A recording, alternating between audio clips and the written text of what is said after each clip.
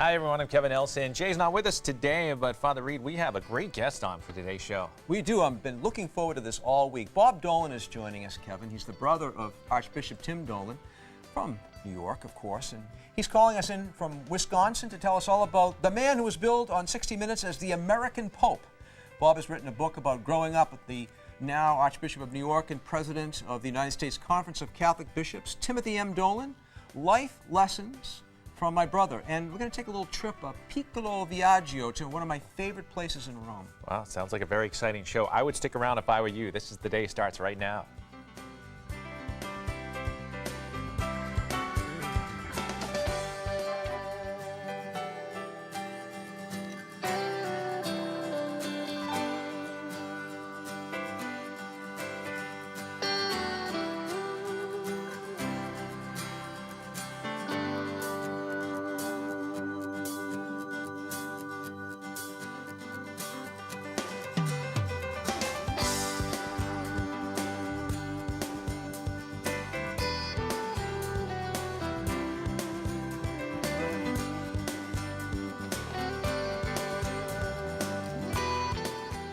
Welcome, everyone. This is the day. Kevin Elson along with the president of the Catholic TV network, Father Robert Reed. And how was that coffee? Great coffee. Hot. Thank you. Yeah. I know when you're around. I know when you're around. Now, Jay is not here today, but I'm sure he's going to miss out on what you're doing right now. You have some I Play-Doh. think a little sip of coffee and a little sniff of Play-Doh will put me in the right mood for this show. I had to bring this out because Jay mentioned it in a letter that he received about my comment about Play-Doh, referencing that reading on the first Sunday of Advent from the book of the prophet Isaiah, that God is the potter and we are the clay. I really love the smell of this. Yeah. I highly recommend it as a Christmas gift for children. Now, you actually older. play with that, right? It's not like a sniffing thing. You know? A little of kids both. can make things out of that, I believe. Yeah. Well, that's great. Now we have the, as you see, the Advent wreath. We're into the second week. It's hard to believe it's the second week of Advent already. I'm starting to get nervous.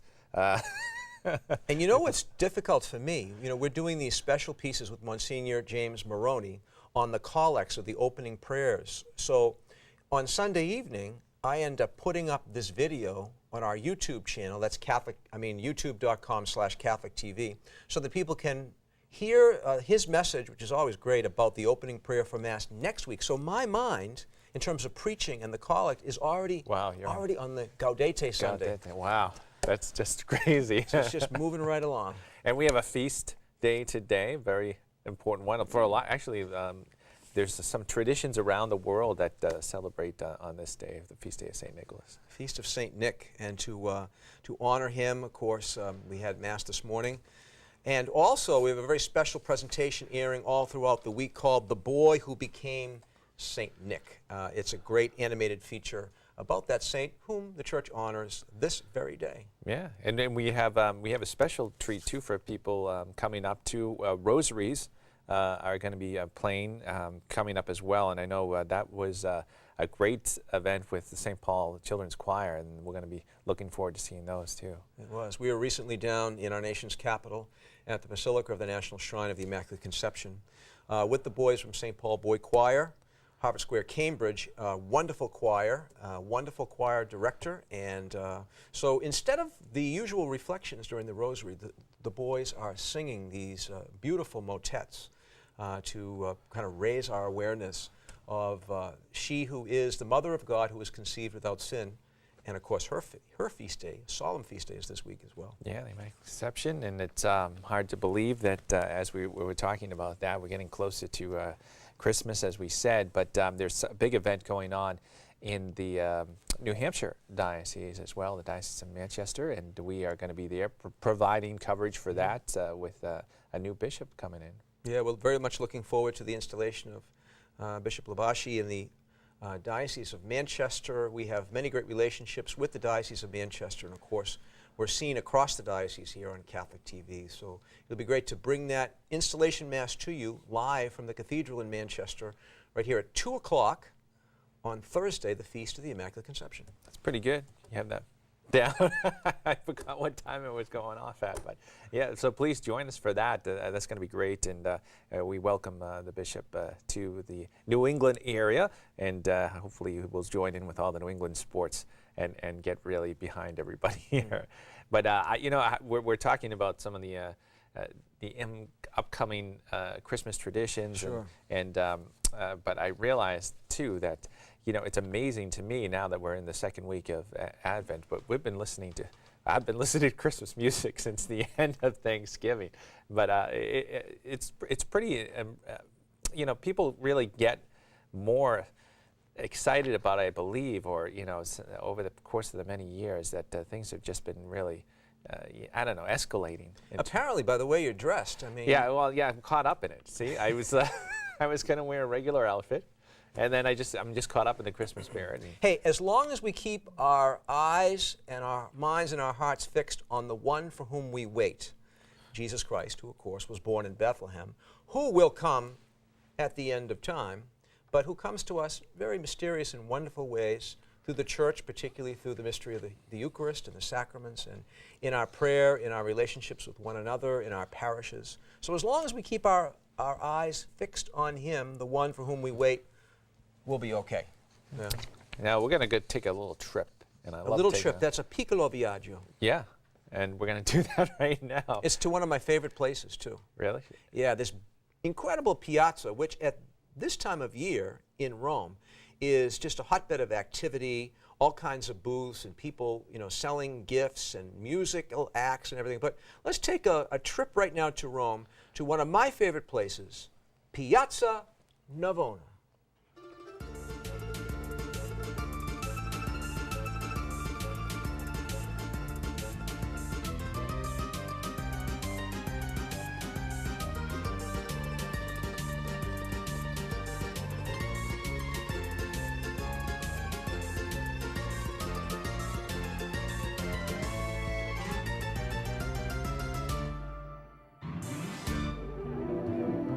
Back in Rome, I'm Father Reed. Ciao, amici. Here we are at Piazza Navona. This piazza is one of the most famous and arguably the most beautiful of Rome's many squares. The large and very lively space, even right now, features no less than 3 magnificent fountains. Another eye-catcher is the Baroque church of San Agnese in Agone. The shape of this piazza might just give you a clue as to its origins. Piazza Navona is built actually on the former Dormitian Stadium built by the Emperor Dormitian in 86 AD, hence the long oval shape. The stadium, which had a larger area than the Colosseum, was mainly used for festivals and sporting events. The stadium was known as Circus Agonalis, or the competition arena. In the 15th century, the stadium was paved over to create what we know today as Piazza Navona. The main artistic attraction of the piazza, as I mentioned, are the 3 fountains. The central and largest fountain is the Fontana dei Quattro Fiumi, the fountain of the 4 rivers. It was constructed between 1647 and 1651 at the request of Pope Innocent X. The design of the fountain was first commissioned to Borromini, but it was ultimately handed to our good friend Bernini. And there was a little tension there between the 2 men. The fountain features 4 figures representing a river from 4 different continents: the Nile, the Ganges, the Danube, and the Rio della Plata. Statues at the base of the rock support, as you can see, an Egyptian obelisk. The 2 other fountains of the piazza are the Fontana de Nettuno, which is way down the other end, at the northern end of the piazza, and the Fontana del Moro, or the Moor fountain, here at the southern end. The Fontana del Nettuno, Neptune's fountain, was built in 1576 by Giacomo della Porta. The statues, Neptune, surrounded by the sea nymphs, were added in the 19th century. Giacomo della Porta also built the Fontana del Moro. Here next to me, the central statue is a Moor holding a dolphin designed by Bernini, and the tritons were added in the 19th century. Another highlight of the Navona Square is the Church of San Agnese in Agone. It was commissioned by Pope Innocent X in 1652 and built on the site where it was believed that St. Agnes was stripped naked and then miraculously saved from disgrace by an extraordinary growth of her hair. The front facade of the Baroque church was designed by Borromini, and he, of course, is Bernini's main rival. Construction started just 2 years after the completion of Bernini's Fontana dei Quattro Fiumi, right in the center of the square. The church was finished in 1670. Piazza Navona is situated in what's called the Centro Storico, the historic center of Rome, just west of the Pantheon. And as you can see, it is one of Rome's most alive open spaces, with a lot of outdoor cafes and great restaurants in the neighborhood, and also gelaterias. Gelato, by the way. Now that sounds like a really good thing to do right about now. So I'm gonna go find some gelato. For now, everyone, ciao amici, ci vediamo presto.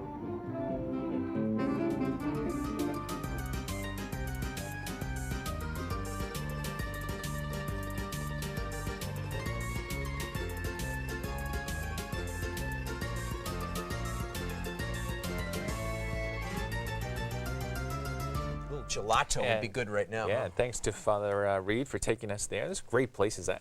I'm every time I see one of those, I want to go. So hopefully, maybe in a few years, I'll get to Rome. Just a little hint for everybody here. Well, joining us now on the phone is Bob Dolan, who is the brother of Archbishop Timothy Dolan of New York. And Bob has worked in television production, but he's just recently written a book called Life Lessons from My Life with My Brother, Archbishop Timothy Dolan. And we're so happy to have Bob with us on the phone. And thanks so much for being with us, Bob. Good morning, Father Robert. Good morning, Kevin. How you both doing? You know, I must confess, I'd rather be in the Piazza Navona having gelato right now. No kidding. The three of us, we're all in the same boat. Tell you what, we'll do it after the show. We'll go on. Even over the telephone, that sounded like a great feature. I want to be there. Now, Bob, you've worked in television production. You've been involved in producing videos. And what made you decide to write this book? I suppose I wrote the book for three reasons. The most important reason would be that I wanted to give all of us, including me, a sensible, practical, easy-to-understand roadmap on how to live more meaningful lives. And I do this by offering his common-sense approach to our faith life, how to be better people, how to survive the challenges and difficulties that we all encounter. You know that Archbishop Dolan says his mission in life is to bring people closer to God. And this book is full of examples and stories and anecdotes and lessons. That's the title, Life Lessons, which I believe will allow the reader to live a more joyful life and a more meaningful life and a life closer to Christ. You know, guys, he makes our Catholic faith very easy to understand, very easy to comprehend and to follow. And I think that's evident throughout the book. So that's the most important reason I wrote the book, just to share all these stories with everyone. But a couple of other things, too. Archbishop Dolan, and I'm sure you guys know this, you've met him, you've been with him, he has the great ability to make most everyone he encounters feel special. Yeah. You know, I bet there's thousands of people who would tell you, hey, guess what, I'm Archbishop Dolan's best friend. You know, he makes a new friend every time he says hello. So in addition to those people, he has tens of thousands of people who know him, who like him, follow him, respect him, some who even admire him. Yet for all these people, obviously there's many things about the Archbishop or about his life that they don't know or they don't understand. So it's for these people that I wrote the book, to complete the picture, which enables them to better comprehend his message and his mission to bring all of us closer to God. And the final reason I wrote the book is because literally nobody else could. You know, yeah. I mean, there's lots of books about Timothy Dolan. In fact, there's a great book out right now by John Allen. But lots of books about Tim Dolan by men and women far more intellectual than me. Books that dive deep into Catholic theology and complicated and sensitive social issues. But no other book can offer the insight and the perspective that my book does, for obvious reasons. I've had a front row seat with life for 50 years. So I think the book provides a more personal picture, a more complete picture than what one may find anywhere else. Bob, you know, this is Father Reed. I was fortunate to have studied at the North American College, but unfortunately I was not there when your brother was the rector. But yeah. You have actually grown up with the man 60 Minutes called the American Pope. What was it like to grow up with Timothy Dolan? Well, Father, when we were growing, trust me, we didn't call him the American Pope. You know, he was just an older brother. He's the oldest in the family. There's 5 of us. He was the oldest. So he's just the older brother who shared with us household chores and family games. And our family was just like every other family in the neighborhood and in the parish, hardworking parents, scraping by, sacrificing to get their kids to Catholic school, heavy into volunteering at church and at school. In fact, Father, our parish life, you know, this is going back to the 60s and 70s, our parish life, Holy Infant, Baldwin, Missouri, was a central part in our family life, and I think that's one of the things we all miss today. But Holy Infant played a huge role in our lives, and I think that had a huge impact on Timothy. I suppose, Father, maybe the only difference from our family to all the others would have been that we knew that we had a future priest in the family, because Tim always knew from the time he could walk, talk, and think, he always knew that he was going to be a priest. What a great gift from God that is. So that was probably the only difference from our family to others. But we had a very loving family, very happy family growing up. We didn't have any money, but we were still happy and very active in the church. And he carries a lot of that with him even today. And speaking of family, you and your wife Beth have raised a family of your own, and maybe if you could speak on that. And you know, you talked about growing up and how important your parish was when you were growing up, but talk about that and maybe your work in the media too, and how's that impacted your family life. Yeah, that's a good question. It's hard. You guys know that. You're in the spotlight. The spotlight is never that comfortable. It's never that easy. Yeah. But I think if husband and wife stay grounded with the proper priorities. I mean, I've been in the media, TV, and radio for 30 years, but if we stay grounded with the proper priorities, I think it can easily be done. And obviously the proper priorities would be God and faith and family and friends. Those are the priorities. That's what should be important to all of us. Success and a material thing shouldn't matter at all. I tell you, frankly, for our daughters, we have 2 daughters, 2 beautiful daughters. They're now ages 25 and 23. To have a great and happy priest and bishop and archbishop as an uncle helps a lot. You know, I mean, he kept us all grounded. He's been an example of joy and prayer and faith for all of us. When he was, again, I've been in Milwaukee for about 30 years. When he was Archbishop of Milwaukee for about 7 years, it's strange because all of a sudden my brother becomes my shepherd, you know, which was a great blessing from God. And it allowed us to reconnect as brothers, because it's hard to believe we hadn't lived in the same city for 30 years. Can you believe that? I mean, he went off to Rome, and then I went off on my career. So after 30 years, we're finally living in the same city. So we got to do all the things that good brothers are supposed to do. We go to baseball games and family cookouts and spend Christmas Eve together and dinners together. So it was a wonderful time when he was here in Milwaukee as our Archbishop.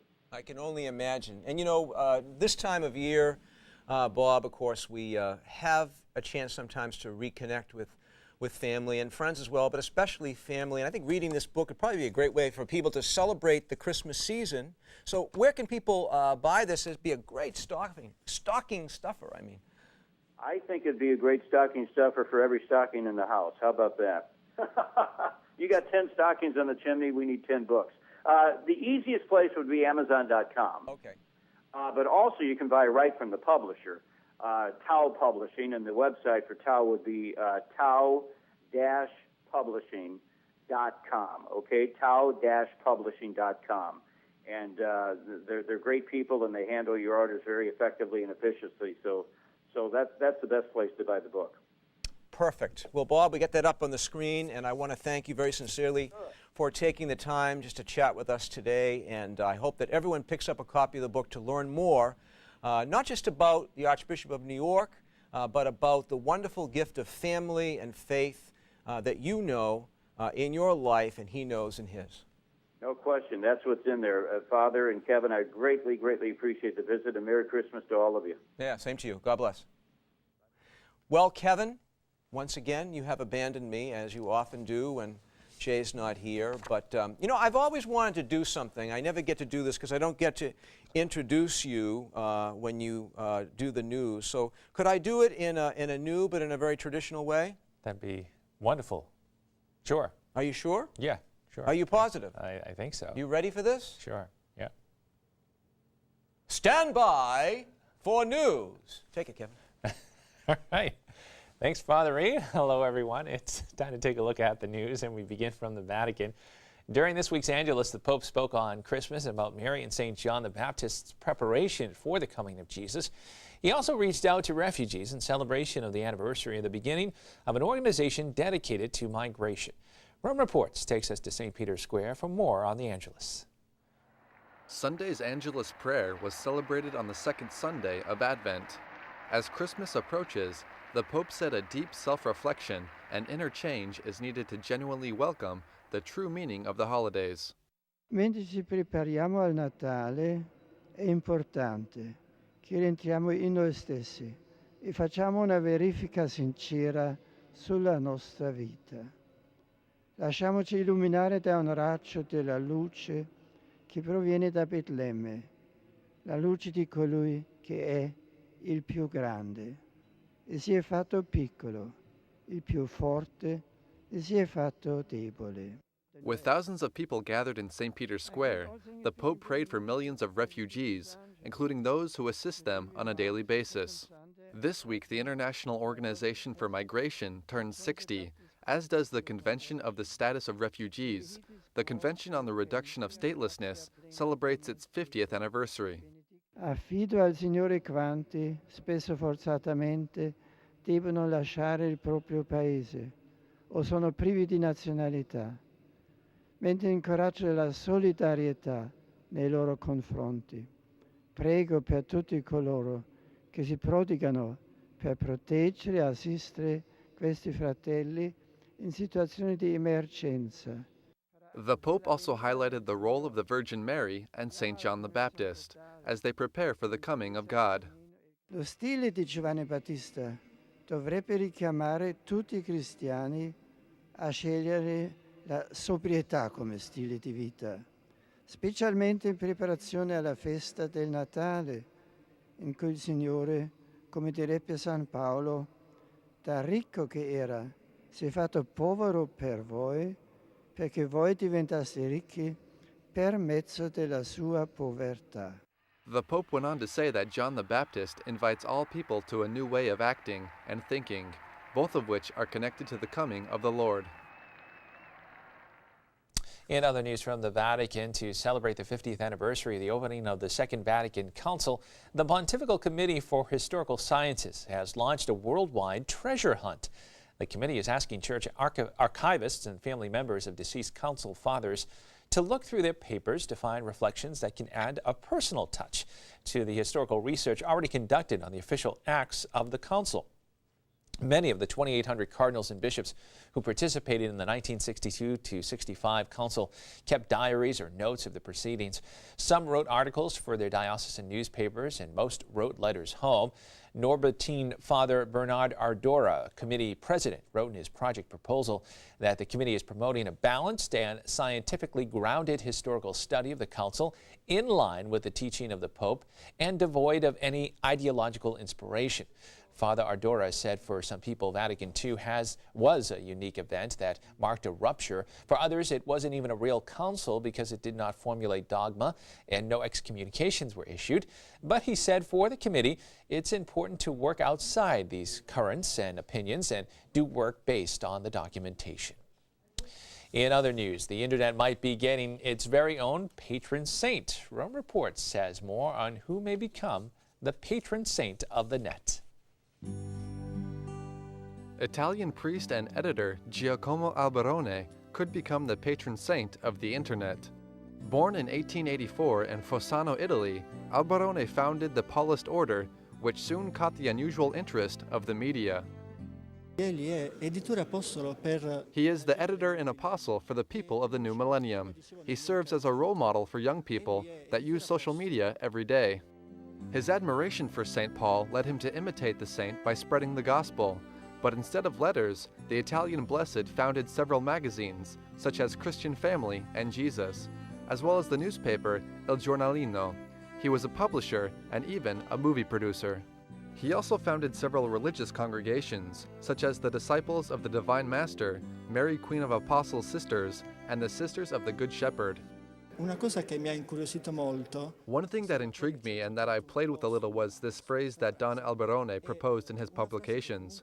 He said if St. Paul were alive, he would be a journalist, and I adapted it to our times, saying if St. Paul were alive, he would surf the internet and would use it to reach millions of people with a simple click of the mouse.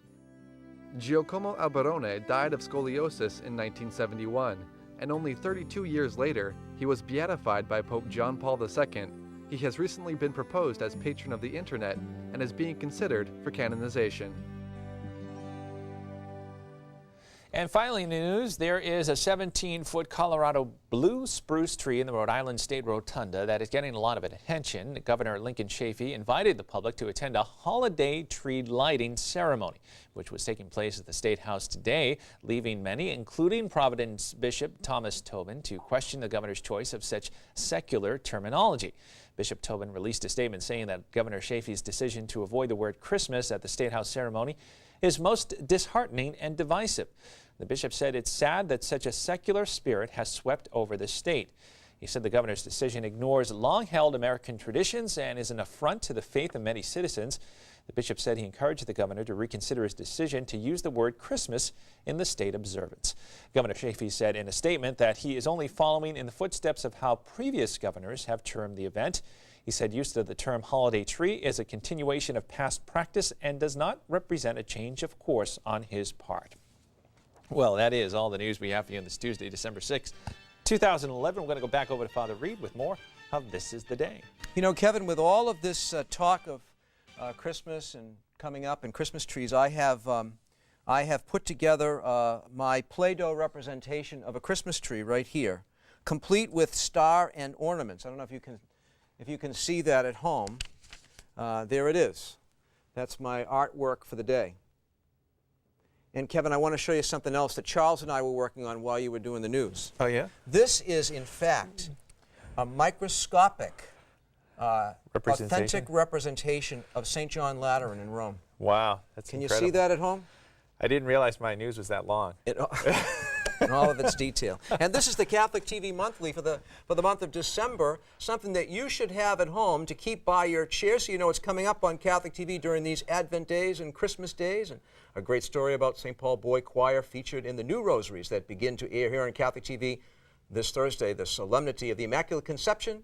And this magazine can be yours this month and every month. Just drop us a line at the address at the end of the show today. And we thank Bob Dolan for being with us today, and we encourage you, if you have a chance, to check out his book as well. And we thank you all for joining us today, and we wish you continued peace on your Advent journey, and try to settle things down in this busy and hectic time. And keep your eyes focused on Jesus Christ, who has come, who will come at the end of time, and who comes to us each day deeply into our lives. And may Almighty God bless you, the Father, the Son, and the Holy Spirit. Amen. Thank you so much for joining Kevin, myself, and Bob Dolan here in the Catholic TV living room. We love coming into yours. Have a great day and a great week. God bless.